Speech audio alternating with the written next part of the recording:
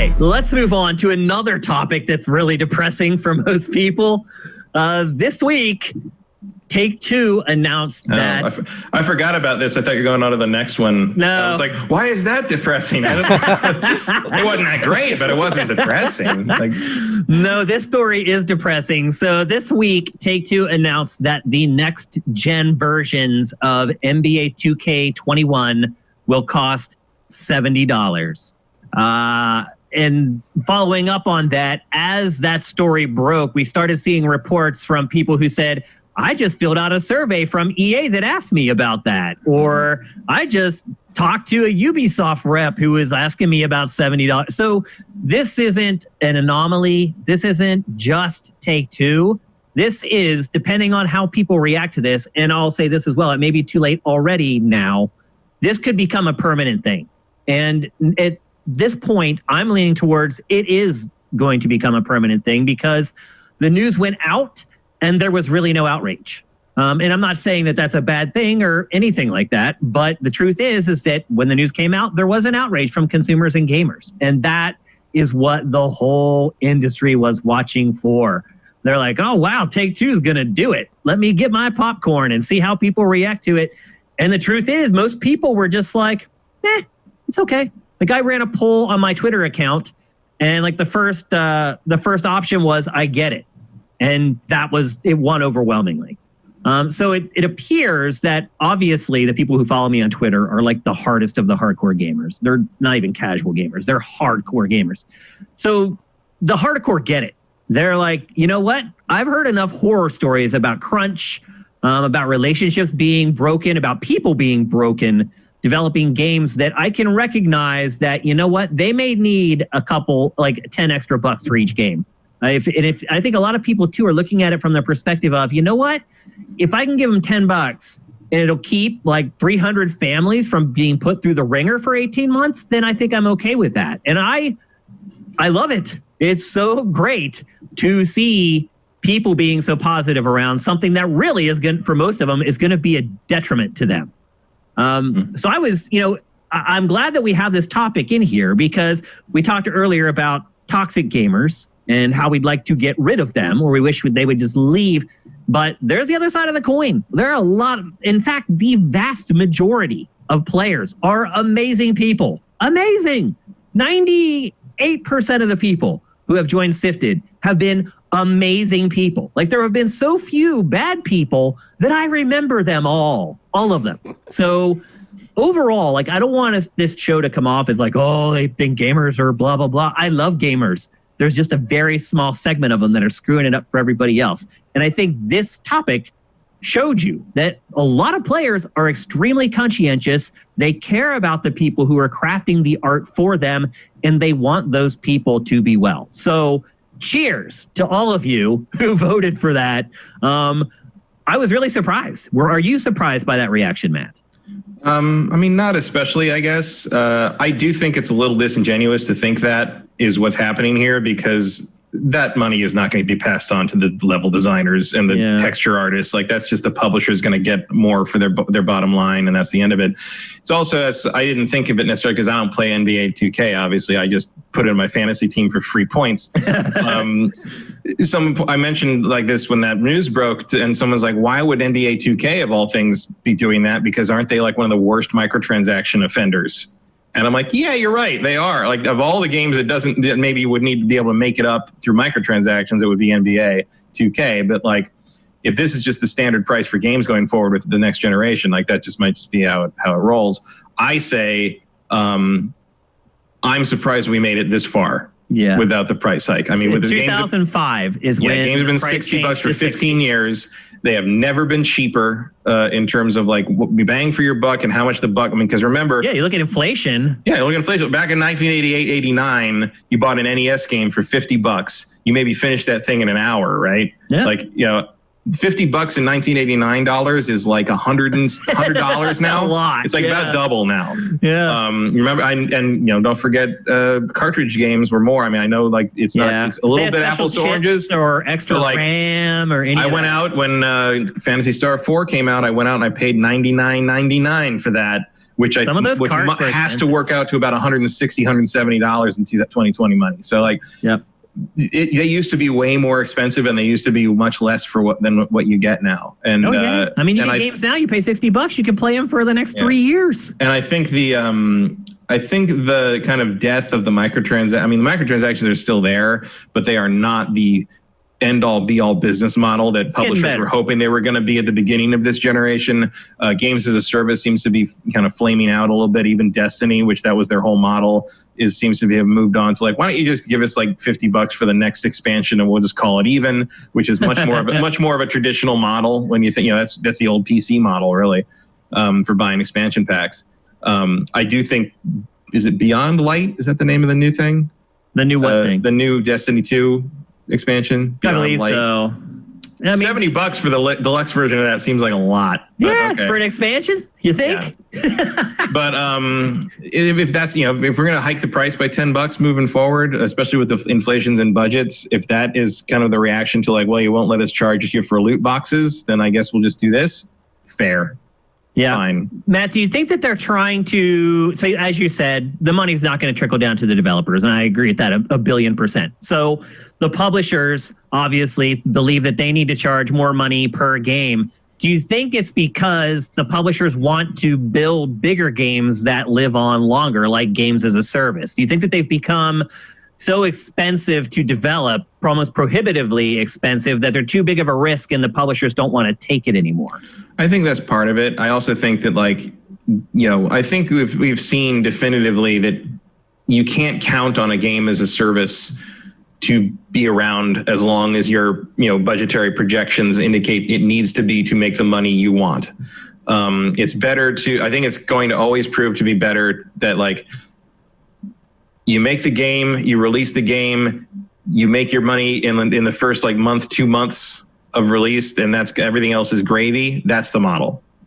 And with the budgets going up and up and up, tacking an extra $10 on the MSRP, like that seems to be the safest bet in terms of keeping your studios in the black, and in terms of coming up with something that is more upfront and not as devious and not as frowned upon as microtransactions. Because I think most people would rather pay the extra $10 at launch than to feel like they're getting nickel and dimed by things that could otherwise already be in the game.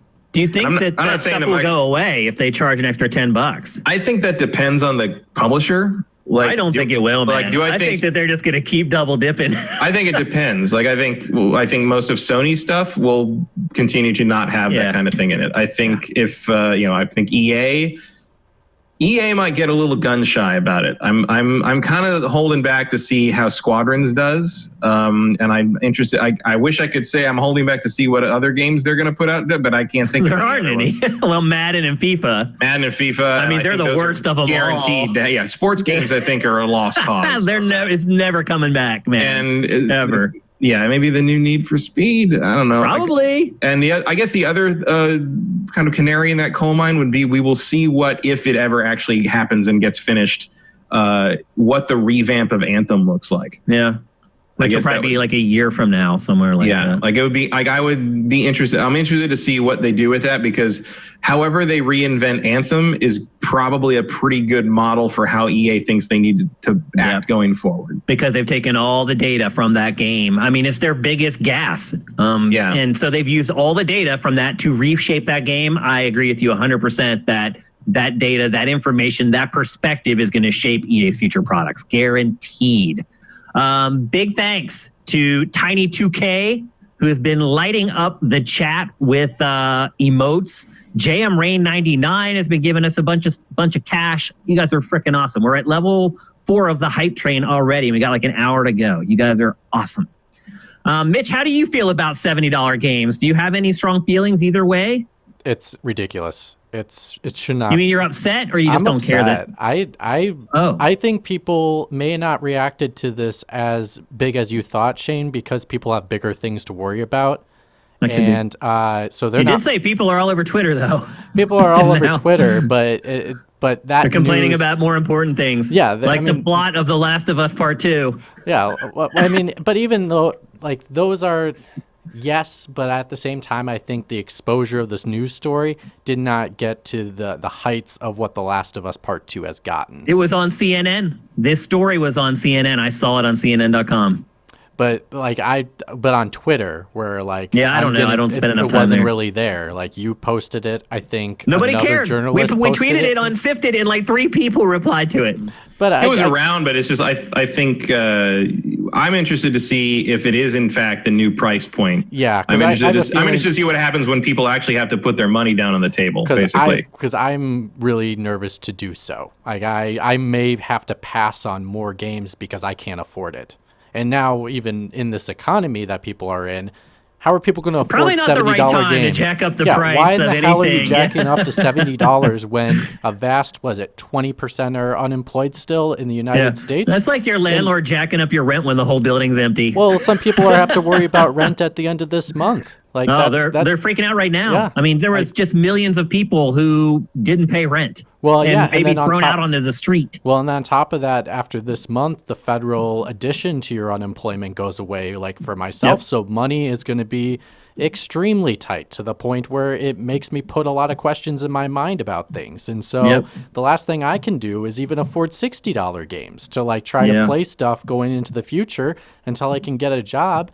And that becomes really difficult. And so I think, when you're getting near that, like $50 was fine, and I grew up on $50 games. I didn't. We all did. Yeah. Well, I mean, but when you guys said like your experience was like an they didn't hour go to 60 until 2005. Sure, no, I get you, but you guys were saying when you guys played when you guys were younger, it was like you were paying $50 for like a 1 hour experience. Here, I grew up. Most games were $50. The only ones that were more were carts that had either like an extra RAM in them or had like an extra chip, or the game was so big that they needed to buy a bigger cart with more silicon to hold all the data. That, but that's not my point. Is like the value of the dollar has changed in regards to amount of time you're playing usually, or the quality of the game you're getting has changed. I mean, your entertainment per dollar for games. For me, it's been like this throughout my entire time. For you guys, it's fluctuated extremely between the time of when you guys played games when you were younger. I mean, I wouldn't say that, Mitch. I wouldn't say that either. I think they were exceptions. Those expensive games were exceptions. The most important price shift in games in the last generation has been the move to have multiple price points, because that's the thing is the idea that you can launch indie games at like $10 or $15 or $20 now, or you can put Squadrons out at $40. You put that kind of thing, or Iron Man VR was like $40, that kind of thing. That was very unusual back in say like '99, like the PS2 era or whatever. Maybe you'd have a $10 difference here and there between like a $50 game and a $40 game, depending on like what you were buying. But the idea that you can charge less for a more boutique experience is a new thing, and I think that helps mitigate that, because even when you're looking at, you never quite knew what you were getting. Like you could get a 100-hour RPG for $50 on the the PS1 and the Dreamcast, or you could get a 10-hour survival horror game. Like it could go either way. And $50 on the Dreamcast, the year the Dreamcast came out, it's still $76 now. Which is more than what we'd be paying on the new price. And I just think that like at worst, the prices pretty much remain consistent in terms of the purchasing power of the dollar. Yep. We just hit the Hypetrain max, level 5. Thanks to everybody. Croak gave us 200 bits. Tiny2K just gave us more. Croak they're going back and forth now. You guys are awesome. Thank you guys. Every single one of those bits makes a difference for us. So now, I think that if you want tangentially from what Mitch is saying, I think you can make the argument that while the value of the dollar kind of has made the price of the high-end video games pretty consistent for the last 25 years. The timing of it is the interesting element there, because yes, this doesn't really seem like the year to start asking for $10 more for your luxury entertainment product, considering what people are going through, especially in the US. And potentially the high price we're going to pay for these consoles. That's too. the other factor. Well, that just makes Game Pass an even more attractive thing, really, when you think about it. But like that is sort of, that ties into the whole thing. Is like, because why? It's my whole thing about this is not going to the level designer. This is because these giant publisher corporations need to keep their bottom line up, and they need to keep that infinite growth curve happening that has come to like kind of define how kind of general capitalist expectations work in terms of retail sales and in terms of kind of the sale of luxury items and desirable things like this, especially in the entertainment world. I mean, look at how movies seem to always expect that, oh, you made $200 million with the last one. Well, the sequel better make $250 million opening weekend kind of thing.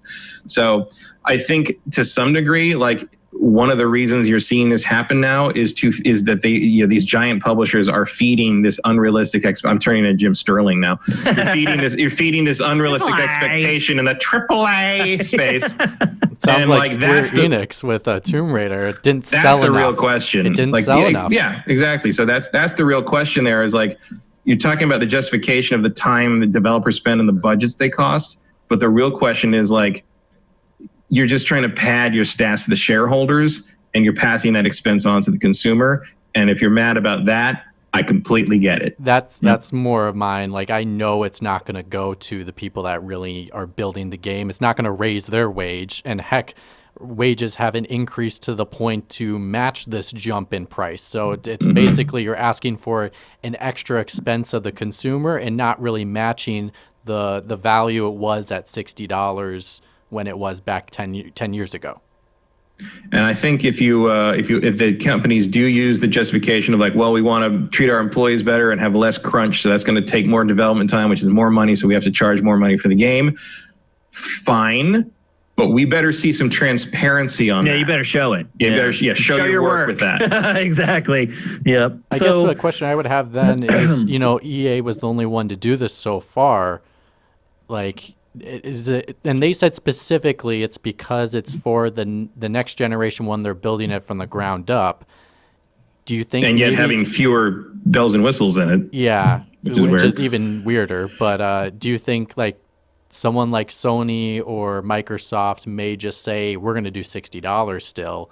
Will that change the market again to say $70 and EA will have to go back down to $60?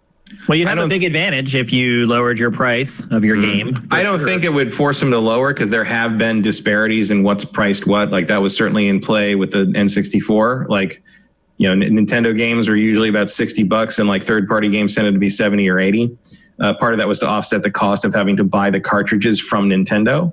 Yeah. But then for a while, a similar thing was happening where you had to license the discs from PlayStation on the PlayStation 1. You didn't even print your own disc. You had to send stuff in, and Sony made the discs for you. Tecmo had the lock on like CD-ROM production for a long time in Japan. Yeah. They were almost like a mafia organization in the gaming industry for a long time.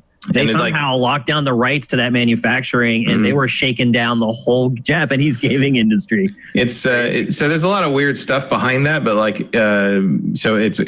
I would not be necessarily surprised to see Sony keep their first party stuff at 60.